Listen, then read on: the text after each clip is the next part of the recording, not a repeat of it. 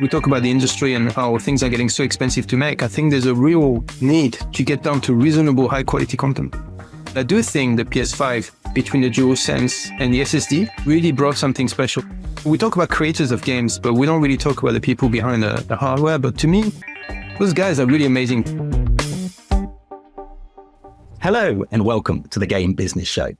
One of the big topics we've been discussing here at the Game Business has been the role of the video game console in 2025. And one developer that has spent this generation building games purpose-built for consoles, specifically the PS5, is Team Asobi.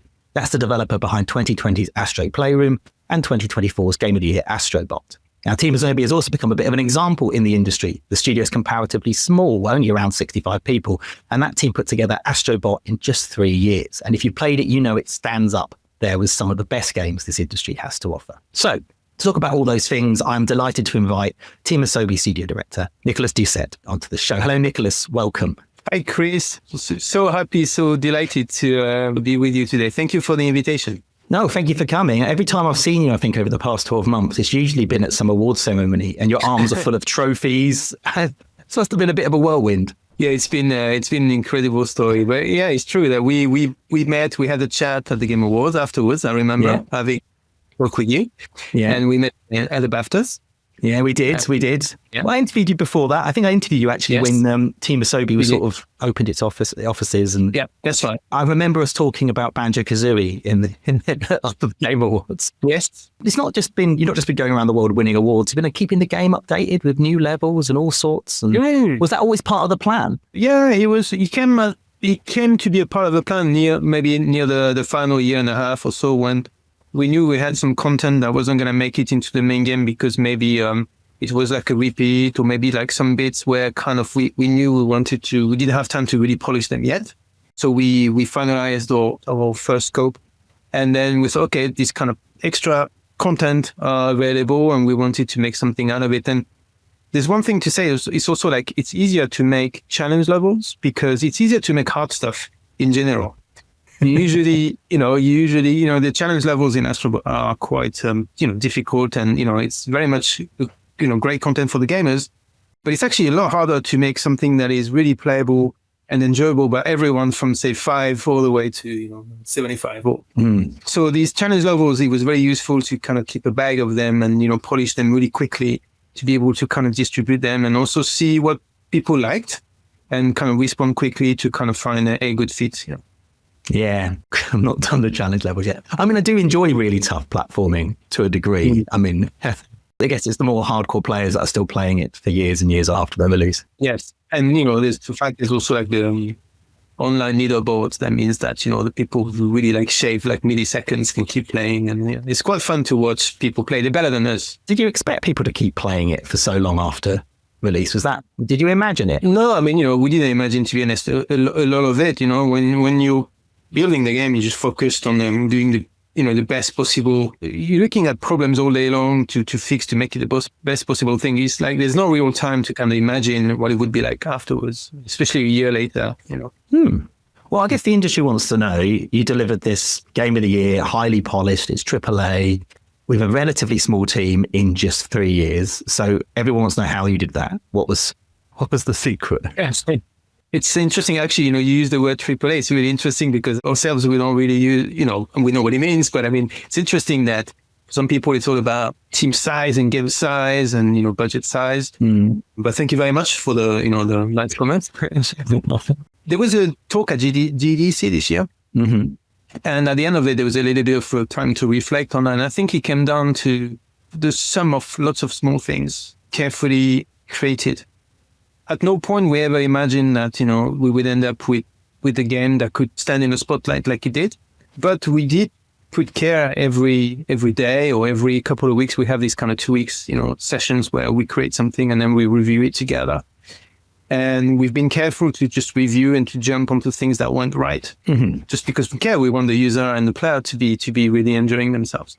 So I think it's that kind of continuation of like carefully fixing little things that in the end becomes, the sum of these things, the total of it ends up being, something of, good quality. But it's not like it was planned as one big thing. It's just like, the sum of lots of little things that are coming together, and the efforts of every member in the team, because, programmers have different kind of problems to solve than artists, than audio people, than the people doing, the engine, people doing the game design. So I think it's the care of every single person kind of coming together.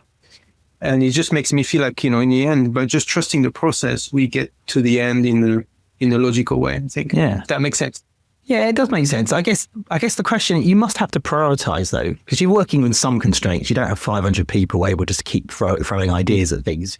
How do you prioritize? Is there a process there, or is it just happens naturally? Yeah. So there is. First of all, there is a priority put on the game quality rather than the size of it. So the scope is, of course, there is a minimum scope that you need to have in order to have a full game, but it was never an obsession that we should have, X amount of hours, or being worried that, of that comparison. And especially, I think it's a normal bias to have as humans and as creators, that, sometimes we feel like, more is better. And I think you see a lot of that in society where, well, look at this game collection. For example, it's like the more, we want to amass. But actually, the first thing that was really important to set for the philosophy of the team is that we should not spread thin and start doing lots of things that we can't do well. So we should do less, but of a higher quality. So that's the first priority that we set. And another priority is that in order to do a lot of fresh, innovative content, we have to be able to prototype really, really fast with a minimum amount of dependency over each other in the early phase.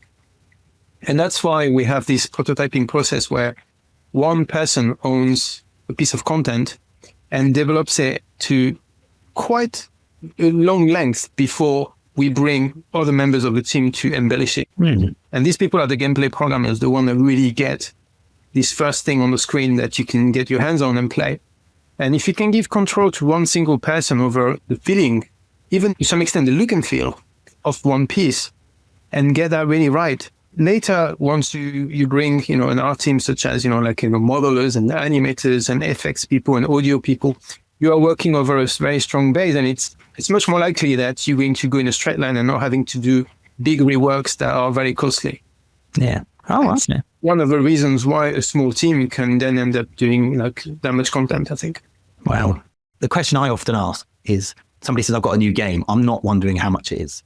I'm asking, how long is it? And then they go, it's 100 hours. Well, I've got the money, but I don't have 100 hours. Yeah. I've got to the point in my life where actually I'd like less. You're right. Different people at different points in their life might have more or less time. We use the analogy of food. For example, when you're really hungry, if I propose to you to go to a buffet, you can eat anything you like, and that's going to sound quite appealing. But as you're kind of getting through that meal, and maybe by the end of it, you've eaten too much, and you sort of almost regret, and you don't really necessarily appreciate what's left. And maybe you keep a lukewarm memory about it because it was almost too much. Yeah. Whereas if we go to a place where it's going to be just enough, or even not quite enough to be completely full, but enough to feel good, you're going to keep a good memory, and maybe you would want more of it, right? And I think the way we kind of try and think of it is to not overload the players, so that in the end, they sort of feel like, fed up. And I think it's true of the full size of a game, but it's also true of each play session. There are moments where you play a game sometimes, and it's been so taxing on you that continuing the next time is going to take some extra effort. Yeah. And for us to be able to just give you just the right amount of satisfaction without the pressure to continue next time, and to feel like actually every time is as rewarding as the last and the next in a different way, is a very, very important kind of part of the tempo in order to get to the end of the game. Because that's also what we were really aiming for, is that there was some additional content that was really for hardcore gamers, but we really wanted everybody, even with fairly basic skills, to be able to get to the end of the adventure. And that should be a metric that we use for success, I think. Do people finish the games?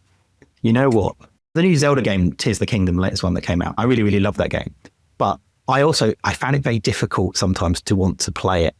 And I think it was because the previous play session was always quite overwhelming or taxing. It's an interesting, I hadn't thought of it like that before, but I think you're right.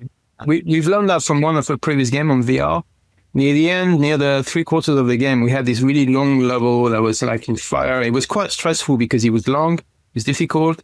It was also like just like tense, right? Mm-hmm. And we realized a lot of people dropped at that point, which is a shame because they were actually had done all the hard work and they were almost at the end of the game when there's a lot of rewarding stuff coming. No. But that can be in itself can be something that puts you off. Yeah. I think it's the same thing with the analogy. It's like of food. It's that if you have that bad experience where you feel really stuffed, you might be put off a certain type of food. And it's a shame because it's not that foodful. It just happens to be like an overload. Yeah. So I think it's our responsibility as creators, but also in professionals.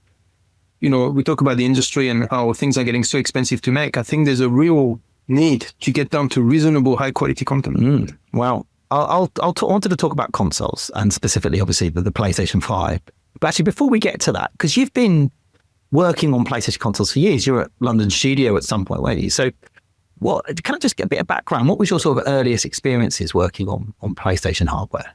PlayStation, my very first experience, that was in UK, that was in Banbury at a place called Silicon Dreams. Oh, really? Maybe you know, they were the company that was created from US Gold. Yeah, I do. Yeah. When they switched over to and at that time I was in England learning English, actually working a cafe, and I had this amazing opportunity. It was the beginning of internet, like in schools and stuff like that, and I had the opportunity to send a motivation letter online to work as a translator, translator for idols. Oh, really? In Wimbledon. Yeah, that's right. And they were the publisher of this football game, UEFA Champions League 1998-9, working with Silicon Dreams. So they sent me up there with some other testers, and we stayed there for months, finishing the game. And I remember starting the day it's almost like on a Friday I was working in a cafe. Over a phone call, I got the job, and then the next Monday I was in Banbury. That's it, testing video games. And I remember seeing a PlayStation on my desk and thinking, this is surreal. I am being paid to do something that I love, which is, playing video games. And you started because my first job in the games industry, I worked for a localization company called University Speaking, and I was testing for them. And my first job was testing PlayStation games. Oh, really? It was a PS3, slightly little bit later, but it was. I worked on the first Uncharted, Ratchet and Clank: Tools of Destruction. Oh, wow, okay. Warhawk, a snake game called Snake Ball. That was all of the stuff that I was only for about 6 months before I got the job in the games media. But yeah, so was it the original PlayStation you were working on? It must have been. Yeah. So it was a blue PlayStation, one of those test PlayStations, and we put freshly burned discs, close the lid. So I would work on PC to do translations. These translations would kind of make their way into the game. The game would get burned, and then I get the game, set it to French, and check all my working game. That's the only way to do. There was no direct link between a PC and the console. You had to get it done, get it burnt on the disc, test it on the console, and if you've made a mistake, start the loop all over again. Yeah. Quite expensive. Yes. Wow. I guess at that stage you were quite new to the industry, but you saw these hardware leaps over time, right? It was because then in PlayStation 2, weren't you working on iToy and stuff and sort of really experimental hardware? Yeah, I was in the PlayStation then. I was at Lego. So when I was at Lego, I was able to kind of get my hands also on other systems, because we were a multi-platform publisher. And then the PS2. So the PS1 actually. Because you asked me professionally, that was my first experience. My first experience personally was when I was in France. I was 16. All right. And I think we worked in the summer in the fields with my brother to buy a PlayStation 1 from Japan. Oh, wow. So it came out in December 94, and we got it, I think, in April or May 95. And it was just Ridge Racer, one memory card. And we played it, 6 months, I knew that game by heart inside out, and it was amazing, right? It was amazing memories. Yes. And then shortly after, Tekken, Ace Combat, and then the European launch happened, and that's when you had Wipeout. That's when you had Destruction Derby. It's almost exactly 30 years since that launch. Yeah, it's exactly that. Which is why working on Astro Bot and Astro Playroom and Astro Bot, it was really there's a lot of emotions to put in, and a lot of respect for all of these games that made the history of PlayStation. And then the PS2, I was at Lego at the time. And I also imported one from Japan, I remember, with the Ridge Racer 5. Ridge Racer 5? Yes, it was Ridge Racer 5. And it's amazing. They made 4 Ridge Racers in a space of one generation. It's like, you could tell, like, back in those days, you'd know, a game every year, right? And that was an amazing leap already, because I think a lot of the problems of 3D were worked out in the early phase of PlayStation, cameras and things like that. And I think PS2 was also a moment where there was really like a consolidation of these rules. I remember playing Devil May Cry and feeling like, okay, Devil May Cry is perfectly, it's like that perfection of 2D gameplay in sense of like, you don't have to fight the camera or fight the tech. However, the game is in 3D, but it had, pre-rendered background and stuff like that. So these kind of games became like hinges, I think, between full 3D and kind of a little bit of leftover from, the previous generations. But adapting the new codes, these are great memories, yeah. So seeing all these leaps, from, PS2, PS3, PS4, and getting involved into these kind of pre-installed titles from PS4, that was really special. Yeah. We've had comments, even on this show, you've seen them online, that this generation of hardware, the PS5 generation, the Xbox generation, whatever, isn't noticeably different from the previous generation. But through Astro's Playroom and Astro Bot, your games have sort of become a showcase for actually what the PS5 hardware can do. Right? It's showing off that this is a step up. But I'm interested from a developer point of view. What do you think makes the PS5 a distinct machine from what's come before? So it's interesting because you could argue that when you put, graphics side by side between, like end of life cycle PS4 game and early cycle PS5 game, you could argue, they're all HD graphics, with more colors. Perhaps it is the trend eye, is required to see the difference. But as we worked through the DualSense controller early on, we got prototypes, Team Asobi, they were like really big and like, loads of cables and stuff. And when this idea of haptic feedback and adaptive trigger was put on the table by the mechanical engineers, usually they're the ones to bring these ideas to the table, and they tell us, okay, that's what we're thinking. Well, can you do something with it? Then it comes to us, and then we make demos. We try to understand what could be different about having this kind of trigger with a resistance. Does it mean that you could simulate, pulling something? You could simulate maybe cracking something. You could simulate like crushing. Or even like, guns would be, more realistic, I suppose. Or accelerating in cars, you could get some pressure, like, when you brake and you accelerate could feel different. So all of these things, we test them in a very primitive manner using some demos, and that goes back to them. So they understand, okay, if that's what you're trying to do, maybe we need the hardware to react to be more like this, be more like that. So our gameplay engineers and the hardware engineers start kind of exchanging about, they try to synchronize basically to give the optimal results. And at the same time, these demos also get shown around the world. So when you've gone through all of that, you get to appreciate maybe there are some leaps, but they are kind of like maybe less obvious than they were when you went from SD graphics to HD graphics, because these are things that you can just stare at the screen for a few seconds and understand. With the controller, you have to get it in your hands and really understand, and get a feel for it. And that's when, like sampling and really getting people to try the game, controller in hand becomes, an important part. But I do think the PS5, between the DualSense and the SSD, really brought something special, because the SSD was, up until now, there were some games like, sometimes I'm thinking about the Souls game, you die a lot. Yeah. And when you died, you had to really wait a long time before you get a second try. And with the SSD, like, this kind of loop became really, really fast. So in terms of just the pleasure of play, I think really, really increased. Mm-hmm. So between the controller and the speed of access, I think just these two things, became a big changer. And that's what we try to illustrate in Astro's Playroom and in both Astro Bot. What I find is if you go back, you notice the differences more than necessarily when you go forward. Because it is, you're right, that speed you take for granted now. And you go back and, even if I play on Nintendo Switch 2, and there's Donkey Kong Bonanza is a great example, which I think is a wonderful game. But whenever I have to load that game, I'm like, I I don't have to do this. I don't have to do this with Astro Bot. Yeah, there's a funny, like what you is explaining there. I found the same with, for me, like sports game over the years. I used to play, Winning 11, Pro Evolution Soccer, for example, these kind of games.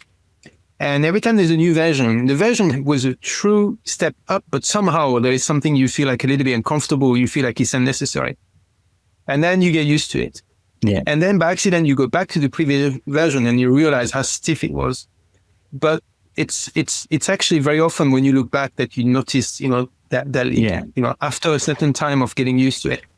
I think it's probably like a human kind of, again, another cognitive bias of some sort. But I think we expect so many things that we feel like they're not quite, meeting our expectations. But afterwards, we realize actually they did. Yeah. It's just different perception. Well, because your Team Asobi is like right next to the platform team, right? Aren't your offices near each other? And and it sounds to me like, as well as you being able to get in and play with all their new toys, do you help shape the technology as well? What you were saying suggested that's what you're doing. Yeah.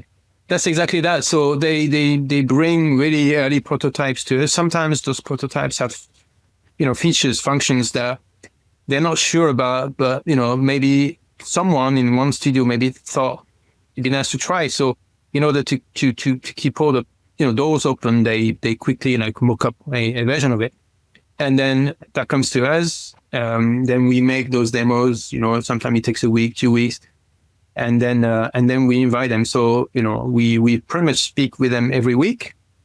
And honestly, these hardware engineers, I think we don't, we talk about creators of games, but we don't really talk about the people behind the hardware. But to me, those guys are really amazing because when they decide to put haptic feedback or they decide to put the adaptive triggers on the table, they're not too sure what the application is going to be, but they have a hunch that is going to lead somewhere. And we are just grabbing those opportunities and running with them. And of course, there's a lot of work in there. But the people who put that on the table in the first place, to me, they have a bit of a sixth sense. They're pioneers, because they have a sense that something might work. And that's probably informed by many years of expertise, right? They have at their end. Yeah. And the fact they come out of sometimes very different fields where they've researched technology over the years. Maybe something they knew about 10 years ago wasn't quite ready, but now it is mature, so it can be miniaturized. Look at this. There's probably lots of reasons, lots of things going on in their heads, but we're very, very grateful because I think their creativity becomes a spark and then we can run with that. We can let that fire to. Do you often get anything where they've created something and you're like, it's cool, but I have no idea what we're going to do with this? So ideas usually we can have, but sometimes there are things that are really unusable. There used to be like in some past generation, there was some kind of like devices that were just harder to use. Trying to be sometimes like, when you try to innovate, you complicate things for the sake of it. I think that's valid in many, many different various fields. Sometimes like simple things are the best and you just like, there's no point to add, extra layers. But there's also, we were talking about that bias earlier that, more is better. And I think that's also true of sometimes engineering where we think that if we add more features, it's going to get better, but then the usability and the accessibility drops. So sometimes, we've had discussions like that and it's been interesting. I went to E3 many years ago and I went to, I think it was like Turtle Beach, and I went to their booth and they showed me this big screen at their booth and it was Avengers on the screen. And I was like, and they said, can you hear it? And I went, of course not. It's E3. It's noisy. He goes, stand on this spot. And I stood on this spot and I was hearing surround sound Avengers. I couldn't hear the rest of E3. All I could hear was Avengers. No headphones on, nothing. That's what I thought. I thought, wow, my mind was blown. This was like 10 years ago. Nothing has happened since. I had caught up with somebody from Turtle Beach 2 years ago and said, so why did that not come out? Right? One, it's really expensive. Two, headphones exist. Right? It was like it was solving a problem that wasn't really a problem. That's right. So even if you clear the cost, how many movies do you watch in a very, very noisy space anyway, right? It's interesting. Yeah. It blew my mind, but it was solving a problem that people didn't have because they all could just put these on. Yeah. And sometimes, there are such things like that. And that's why research is really interesting. And I understand the people who are into R&D just for the research, because it is the thrill of just solving something really complicated. Yeah. And then it's our job to actually make that, useful for the player. Yeah. And it's the combination of both that becomes like, something like the dual says. Well, what do you think of the role then of first-party teams like yours to play in, what role do you think you have in playing to, I'll start again. What role do you think first-party teams like yours should play in showcasing what the new hardware should do? Is that the expectation that's on you and your sister studios?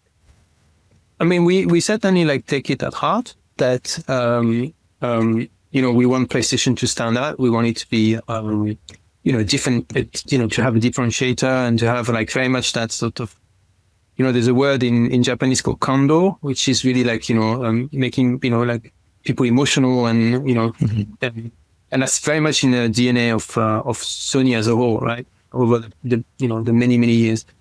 And so whenever we make a game, of course, we make people feel lots of emotion through the game itself. But if there can be some, like mechanical innovations or sometimes software innovations as well, that are really unique, that are a little bit adventurous, we should grab them and we should, show them. So that's very much, we being in Japan, especially, close to the hardware, division, mechanical engineers, we feel like it's something that every game that we make, we want to have that extra value. It's interesting because sometimes it's also something we have to gauge carefully according to the audience. There's a time and a place to do this sort of showcase. Sometimes if you do too much of it, the game might start feeling like a little bit gimmicky or forced. It feels like you're doing it because you're trying to really, really show it. So, which is why Astro's Playroom and Astro Bot have a slightly different philosophy about how we're showing it. Astro's Playroom was a showcase game that was supposed to be there to really explain and to show all the cool things the controller can do. And that's why we really use every single feature, the touchpad and stuff like that. But then when we made Astro Bot, we took a different philosophy. We thought we're only going to do it when it's really adding to the game experience. The showcase, the 100% showcase, that's the other project.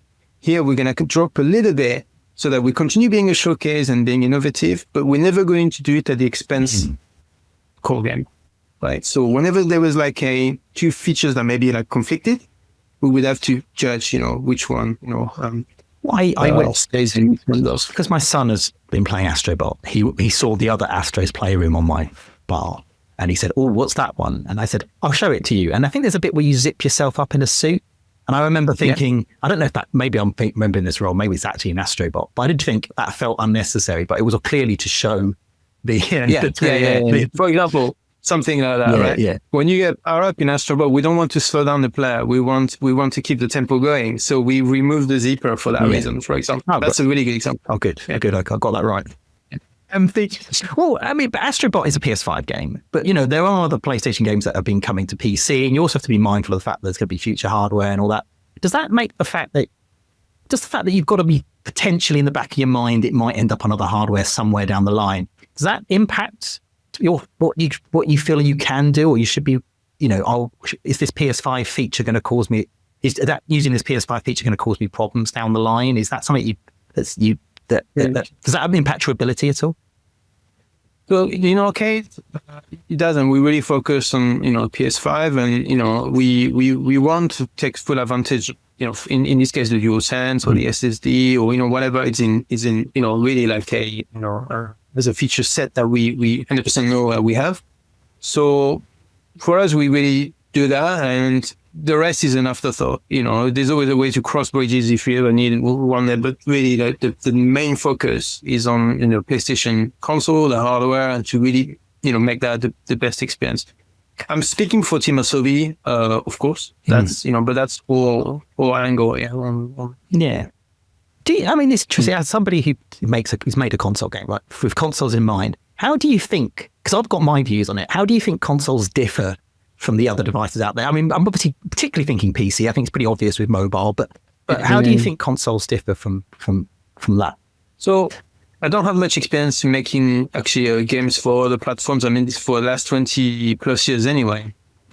And before I was always working on consoles, so it's not like, the PC world is not something I'm super familiar with. I've had my own, gaming PCs over the years, but I think it's this, this the thing that people will always talk about, which is the permutations, the fact that, you have a specific hardware that is absolutely set and everybody has the very same experience. So you can really, what you see in your office making the game is definitely what people will see in their home playing the game. I think that's, the single biggest, point, and it allows us to just focus, on the game, because the time you're not putting into dealing with compatibility or permutations or, kind of levels of displays, it's something that you can put in the game. So, that's, but it's been like that, forever. Yeah. That's why I've always liked consoles. When I used to be, we had two departments inside the same department, a console and PC. At the time, the PC permutation was much greater than they are today, to be honest. Compatibility was a real nightmare. Today, it's more unified, I think. Yeah. But I've always preferred to be on the console side because it was all about just, plug and play. Yeah. And so it's a bit of maybe a habit as well. I've not been, exposed to PC when I was a kid. I had an Amiga, but that was kind of console, right? Yeah, it was. Yeah. I played Dalek Attack on the Amiga and those. For me, the console, yes, it's in people's bedrooms. And yes, PCs can be in the living room. But for me, the consoles is a bit more the living room device. Yes. Playing Astro Bot is a really good example. My son's playing Astro Bot and I'm watching him. And he's passing the controller to me. And my wife's sitting next to him and she wants to have a go. And we're all interacting. And that's just a single player game. It's obviously a little bit more obvious, the interaction and multiplayer game. And I think back to... you get less of this now, but I think back to iToys and SingStars and Guitar Heroes and Wii's and motion controls and Move, PlayStation Move. And I think to all of those things, and I think these devices, and perhaps it's less of a thing now with multi-platform, it's creating a challenge. But for me, I think consoles play a different role in everything you're talking about technically, but also I just think it's the space that people play that in is not necessarily the same space you play a PC in. I don't really... I'd agree with that. It's and that's probably like, when I was saying like I always had this affinity, but it wasn't just a habit. I think it's also the fact that it's maybe I was used to sharing actually a lot of my consoles. It was like that. We used to play on Mum's TV. She kept telling us it damages the TV and stuff. But that was like there was something else social. Everybody could see the video games. I suppose it's kind of changing a little bit, because smartphone has arrived, and smartphone has also got people used to like having your own screen and having the kind of privacy over what you watch or what you play. So it's true, because a lot of the games you've mentioned, it does feel like there's a lot less of these social games where you will sit in the sofa and play together than there were maybe about 15 years ago. Yeah, and because I'm old, I think that's a shame. Well, I'm mindful of the time, but I was going to ask you about how mindful you are about making sure you've got all these technical ambitions. You want to show off all these things. But actually, you've kind of answered this question. I was going to ask, how mindful are you in making sure your technical ambitions of games like Astro Bot don't impact your overall need to keep it accessible and fun? And it seems to me that you answering about how you approach Astro's Playroom versus Astro Bot, that is actually something that is very top of mind when you're making new features. Yeah, but also in general, the accessibility, it's like it comes down to having this philosophy that we are tech lovers, but our responsibility or job is to translate that tech into magic, right? And so there's an element of simplification. It's a little bit like when you see a magic trick and it's very smooth and happening in front of you, and it's like really, really slick. But the training that has gone behind, the amount of strings that are being pulled, it's like quite complex training and a complex machine. And our job is to really show this kind of really slick, very elegant experience that came from technology. But first, you had to go through this tunnel of lots of kind of optimization and understanding and kind of throwing away what we don't need and optimizing what we need. And at the end, he goes through that pipe and he presents it to the player as magic. So the philosophy of the team has to be built to be like that. We are not here to please ourselves as lovers. We are here at the service of the audience. And really getting into that mindset is a big thing. It's very important, and I think it's taken time. But I think at Team Asobi we're all hardcore gamers, but we end up making family games. Mm-hmm. And I think the games that we love and the games that we make, there is actually a separation. Even though, of course, we love our job and we love making, and especially when Astro Bot, I think afterwards, when I got to play it again with a little bit of gap, I got to appreciate even more how some of the good sides of it. That when you're kind of focused, you don't really see. You just look at the problems. Yeah. But I think, there's a constant reminder for us that we are not just tech guys making games for people like us. We are about to making games for a different audience.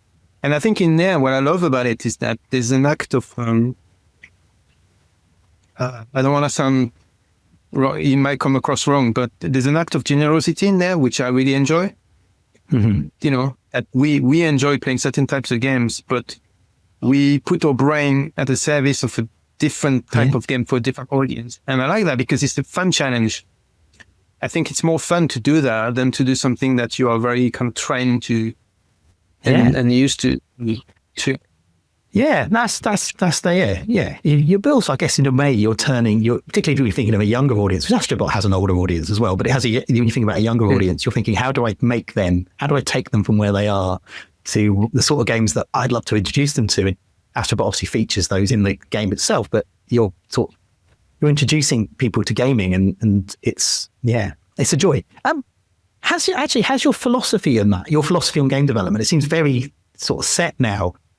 Has it evolved much from obviously, I guess it's evolved quite a lot from when you started in localization, but has it evolved much over the generations? So for Team Asobi, not really. The moment we set that philosophy, we kind of kept it. So for the last, decade or so, it's been always the same sort of value. We have these kind of 5 values in the studio, which are, magic, innovation, playful, universal, and quality. So these kind of things that kind of, encapsulate who we are. But what's really interesting is that when I was younger in my career, I wasn't too sure. I ended up at Lego by accident. It was a job that I could go back to London, and when I went to Lego, I was thinking, I'm not sure I really want to make video games at Lego. I was 20, and that's the time where you kind of out of the Lego phase, right? I wanted to. Yeah, I would have loved to work in when you're 30.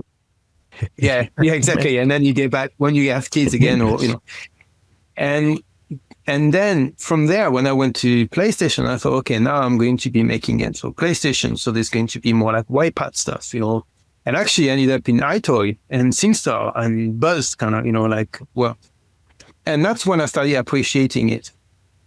I appreciated actually the stuff I learned from Lego was applicable, and there was a whole new audience enjoying it. And it felt like, okay, there are some amazing teams out there. They're doing God of War and Uncharted and stuff. And anyway, we can't do these kind of games. But here we have an opportunity to do something different. And the challenge wasn't so much the technical, graphical challenge or story challenge. It was about getting, to your point earlier, getting people interested. People who would normally walk past video games and maybe think it's not for them, suddenly actually getting them interested. So to me, that's when the turn really operated. It's at entering PlayStation in London studio.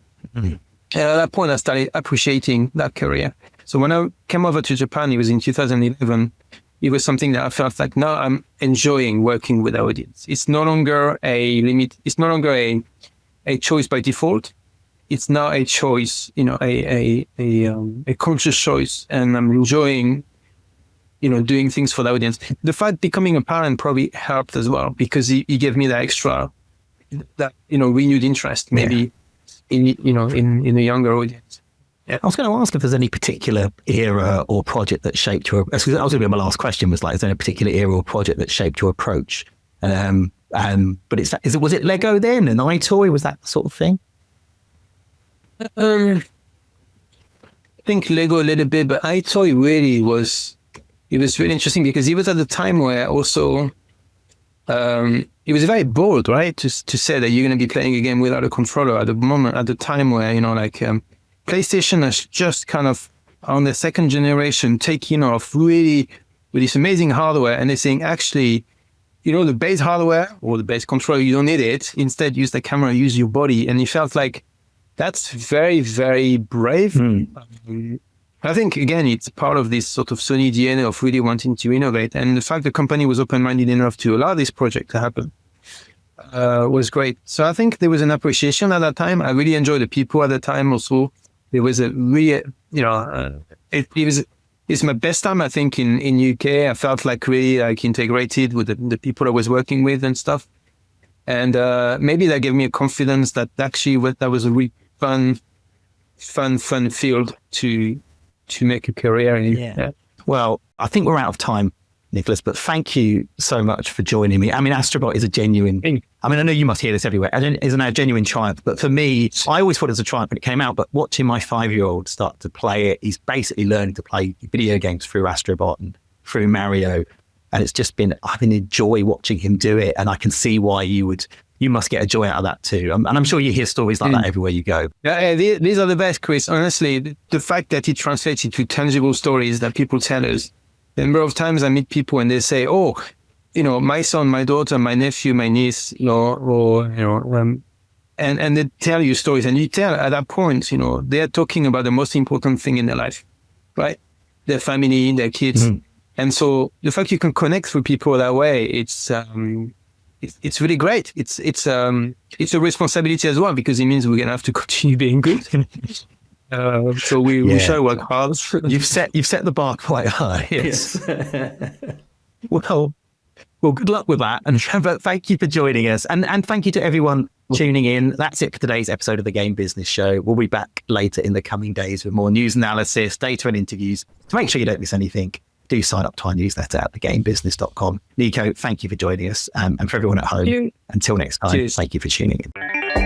To you, what is the greatest platform game of all time? Platform game of all time, Super Mario World. What do you think has been the best video game console generation? I've got a soft spot for the 16-bit era. Yeah. If you could work on one other PlayStation franchise that isn't your own, what would it be? If I had the talent for it, and I'm not sure I have it, it would be the Echo Shadow Trico series. Yeah, wow. What is your favorite video game soundtrack of all time that isn't like Kenny and Astro Bot? So many. I've literally got them in my background the whole time. Can we come back to this question? If you could give one piece of advice to anyone building a PS5 game, what would it be? The DualSense is great, so you can really use all the features safely and with confidence. And I'll ask again, what is your favorite video game soundtrack of all time that isn't your own? The Street Fighter 2 soundtrack and the sound design of it is amazing. I always come back to Panzer Dragoon on the Sega Saturn. Beautiful soundtrack. Jet Set Radio. Oh, yeah. That's got Richard Jakes in it. Yeah. Great track from our friend Richard. I love also the Neo Geo era. I think they did a lot of really, really great tune with the King of Fighters. I think fighting games tend to have some really good soundtracks. Yeah, too many. Yeah.